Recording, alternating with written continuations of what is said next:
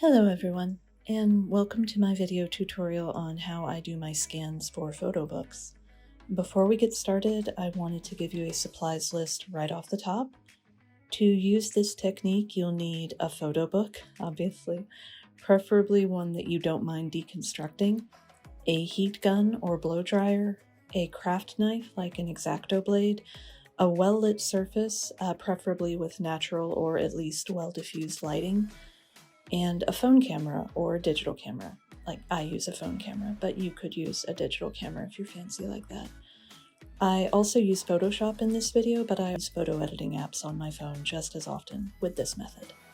So let's get started. So the first step to creating scans with this method is to, for lack of a better term, destroy a photo book. I know this is a contentious thing, but I feel like the digital preservation of the photo book itself is important, so if one photo book is sacrificed for that, I feel like that's fine. I'm also a photo card collector, and I also enter a lot of fan signs, so I have a significant number of extra albums on hand usually. For me, this isn't a problem then. But if you're not in a position to buy multiples outright, I promise you that someone out there is like me and has multiple copies on hand and really wants to be rid of them for a lot less than face value, especially with no photo cards included. So search eBay, which I prefer because of the buyer protection aspect, but it might not be available for everyone.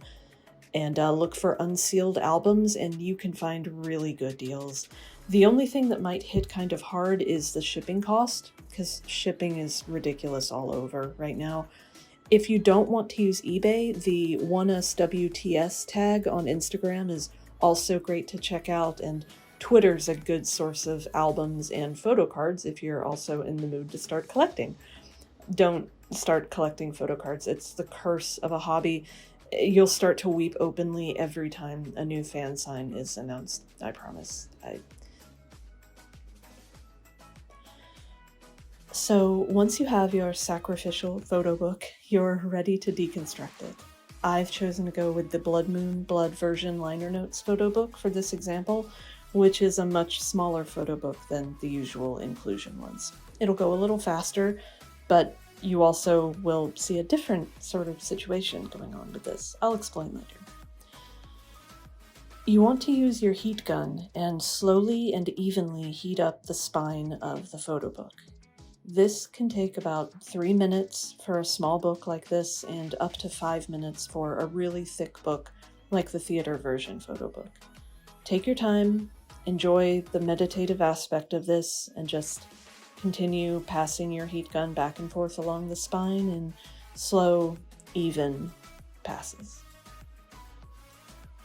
Once the spine is sufficiently heated up, the glue on the inside of the binding will have melted, and then you can just slip the cover right off, revealing the binding beneath.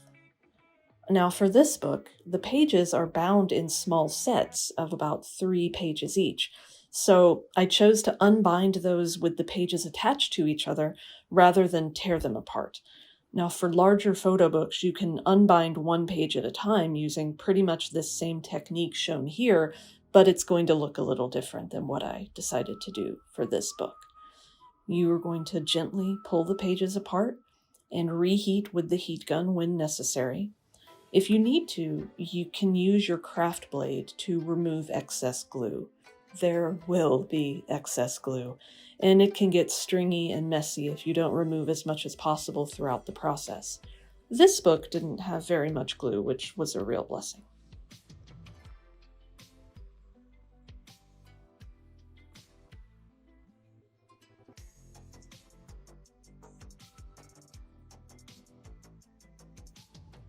The reason that you want to deconstruct the book like this is because you want the pages to lay flat.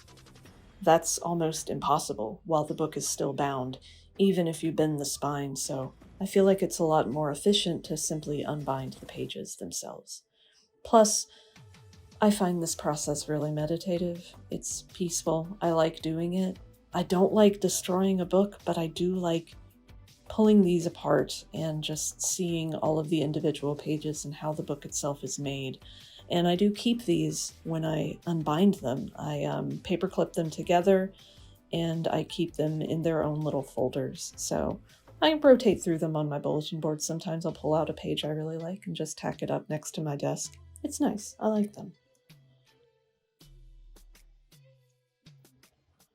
Now, once you're done with that, it's time to move on to the scanning. That is, my technique doesn't really involve scanning at all. I just take photos of the pages themselves. And to do that, I try to keep the level of the camera as straight as possible, focusing on the subject of the page. I tried using a traditional scanner way back when, but the quality of photo book printing translates to strange banding and moire patterns unless you have a really high quality scanner. If you do have a really high quality scanner, awesome. Skip this part and go use your really high quality scanner. But this method, which is simply taking photos of the individual pages, has long been faster and yields better results for me personally. So here's where it gets a little interesting. See, I like to do as little in Photoshop as possible where scans are concerned. And if you look at the picture I took here with my new iPhone 13, you can see that Koni is more textured, that the texture of the paper and the quality of the printing comes through a lot more.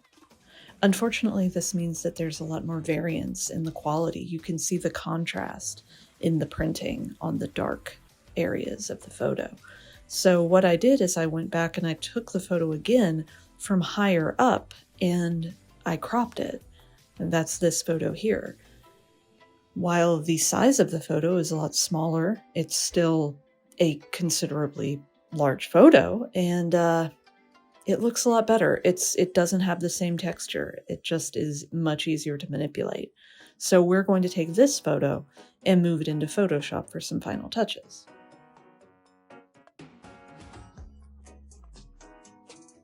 Now, I don't have any special techniques that I follow every single time when I edit photos in Photoshop.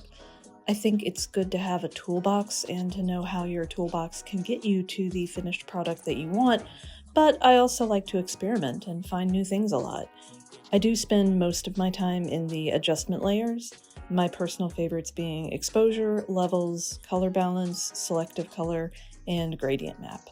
Of all of them, I think gradient map can really transform an edit, and I really recommend just checking it out and fooling around with it if you want.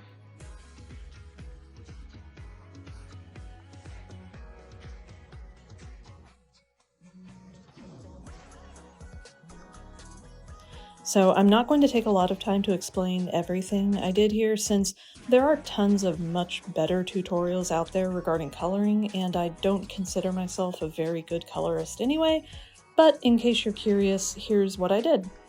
I also cropped it and applied a Smart Sharpen filter at the end to make the highlights really pop. Truthfully, if your photos are good to begin with, you can just as easily run them through PixArt or other phone filters for coloring, and that's just as good. I did that with a lot of my Blood Moon scans. And that's pretty much it. I really hope that this helped, or at least was kind of interesting to watch. I don't know. Hopefully it just helps somebody out there. All right, thank you. Bye.